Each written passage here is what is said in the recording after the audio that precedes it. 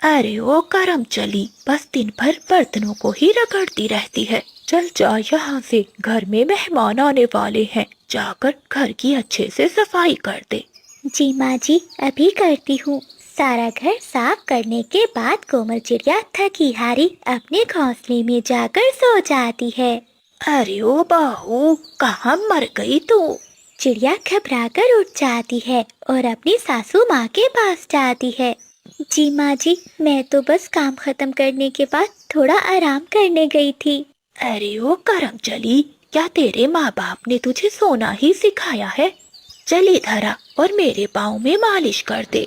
कोमल चिड़िया के साथ रोज उसकी सास का ऐसे ही जुल्मो सितम होता रहता है। दिन भर काम करने के बाद भी उसकी जालिम सास उसे आराम करने नहीं देती। एक दिन चिड़िया की सहेली तोती आती है। कोमल, कैसी हो? शादी के बाद तो बहुत बदल गई हो।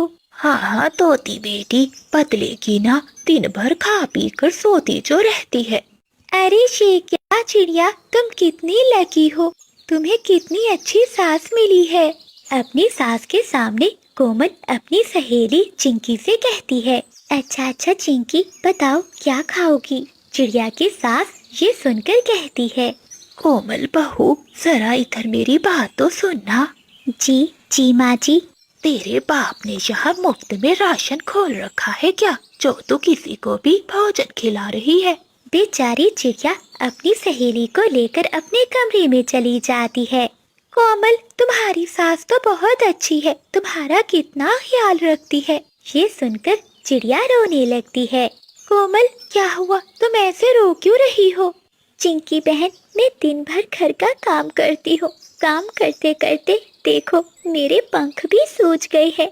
आधी रात तक मैं अपनी सास के पाँव की मालिश करती हूँ, फिर भी मेरी सास मुझ पर बहुत अत्याचार करती है।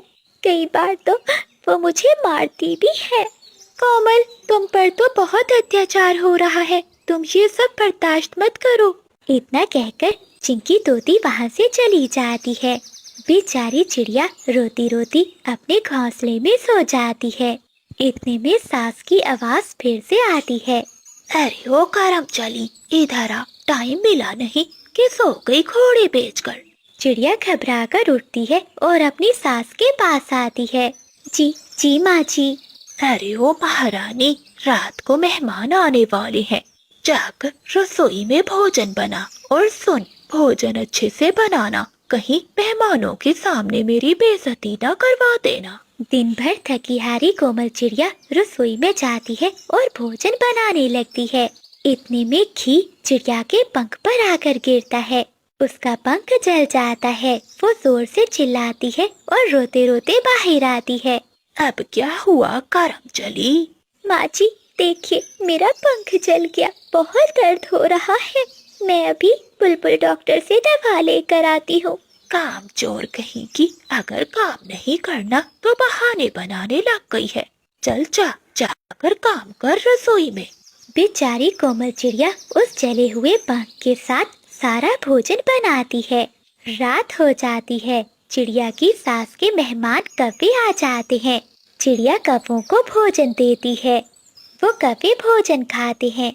छी, ये कैसा भोजन बनाया है तुम्हारी बहू ने? ऐसा भोजन खाने से तो अच्छा था कि हम किसी 5 स्टार होटल में खाना खा लेते। चलो बादल जी, चले यहाँ से। गुस्से में वो कौवे वहाँ से चले जाते हैं। आज तूने मेरी सबके सामने बेइज्जती करवा दी, ना जाने मैं तुझे क्यों ब्याह कर ले आई। रात होते ही बंटी चिड़ा भी घर आ जाता है। तभी उसकी माँ बंटी को सारी बात बताती है।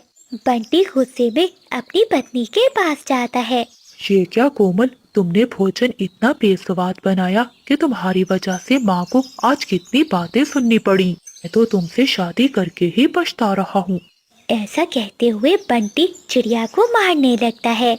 अगली सुबह हो जाती है। बहू, घर में सब्जी खत्म हो गई है, जा बाजार से सब्जी लेकर आ। बेचारी कोमल बुखार में गरम तवे की तरह तप रही थी और पंख भी जला हुआ था। माँ जी, मुझे बहुत बुखार है और पंख